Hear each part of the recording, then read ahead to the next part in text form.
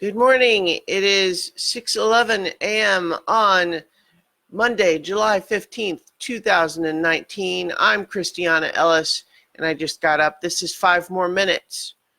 I'm actually feeling not very well rested today. I was not able to get to sleep last night for unknown reasons. Feeling just vaguely kind of sweaty, despite the temperature not being out of the normal range here in my apartment, at least. So I'm not sure what's going on there, but feeling a little bit just like, ugh. I'll get up and showered and caffeinated and see how I feel then. But yeah, I hope I'm not coming down with anything again. I just like, maybe it's just, who knows? It's just one of those things, maybe. One of the things that I did do last night, though, is rewatch for the first time in a long time Alien Resurrection. I've been making my way gradually through the Alien franchise. I realized I hadn't seen the most recent one, Covenant, and then was just vaguely feeling the desire to rewatch. And so I've now made my way up through the fourth in the series, Alien Resurrection. And I remembered very little about it, except for just a couple of vague little highlights, like, isn't there swimming aliens in it at some point? Which mostly I remember because I remember thinking that one of the only cool parts of the Roland Emmerich Godzilla movie was a ripoff of that. And then also I think I remembered that there was some interesting dialogue. I remember the basketball scene because it's weird and because of the neat little bit of trivia that Sigourney Weaver actually makes the backwards one-handed basketball shot, and they didn't have to use special effects for that. But I also just remember, isn't that one of the ones that people think of as not very good? So I rewatched it, and the answer is that I'm not even going to say that it's not very good. I think it's certainly not as good as some of the others, I don't think. But while it takes a fairly schlocky tone, especially towards the end, I think there's also a lot to like there. There's some interesting things going on, especially looking back now, because of course the movie is written by Joss Whedon, and it's before Firefly comes out. But boy, when you watch it knowing about Firefly, there's an awful lot of Firefly prototype stuff in there. And you can pretty much map the crew of characters in Alien Resurrection. You can map them against the Firefly crew 1-to-1, with a couple of exceptions, because there's the Winona Ryder character and the Sigourney Weaver character, and which one of them belongs as either River or Kaylee is a little bit muddy. Neither of them are a perfect fit for either, but both of them kind of have elements of each.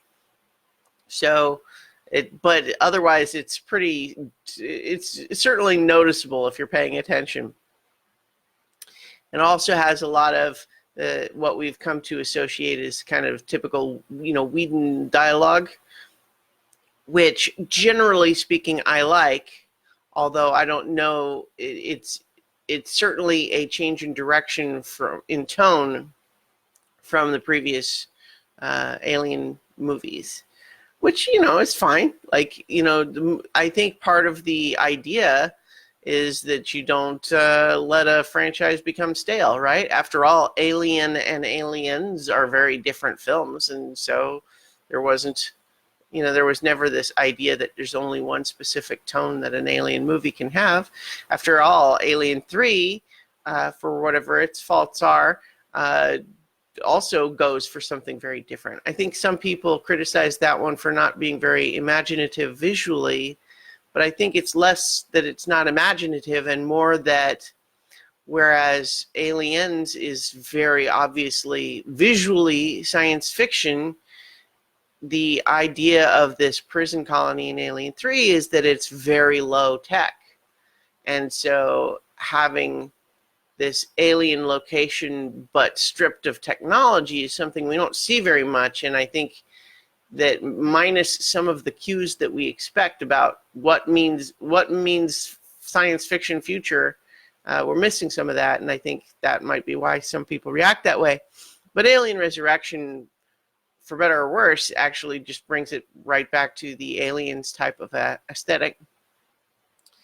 And, you know, we have the classic plot of, you know, big fussy scientists want to take advantage of the alien creatures, and they do horrible things in the interest of theoretical future benefit, and everything goes horribly wrong, and Ripley has to save everybody. And I do like that, you know, given that Ripley killed her, you know, jumped into, you know, molten metal at the end of the last one in order to prevent them from using her for the queen that was implanted in her. They had to find some way to bring her back, you know, or I suppose they could have gone another way. But having the idea to clone her, but having her be sort of a hybrid, that it is an interesting direction. And although it certainly gives Sigourney a lot of acting weird to do, I think she's an accomplished actress, and I kind of enjoyed the movie playing with the idea that maybe she's actually not a good guy anymore, and having her, you know, even she herself doesn't necessarily fully understand her own connection with these aliens. I think that there's a fair amount to like in the movie, and I did actually a live tweet thread, so you can watch me with my feelings developing over the course of the movie if you go check that out on Twitter. But I think overall the reason people don't remember the movie as fondly is because it just the ending is not the strongest part. It gets pretty goofy towards the end, and yeah. So there's, you know, they raise the stakes hugely by saying, "Oh my God!" and the ship is automatically heading for Earth. Oh no! But then they reveal Earth as being still like mostly a wasteland at that point in the timeline. So it's kind of like, well, so what was the problem then? Why? It seems like the stakes are suddenly revealed to be lower right at the end, but it's information that theoretically the characters would have known. So I don't know. Anyway, I have to go ahead and get showered and caffeinated and so on, and then I have to go to work. So I will talk to you all tomorrow for 5 more minutes.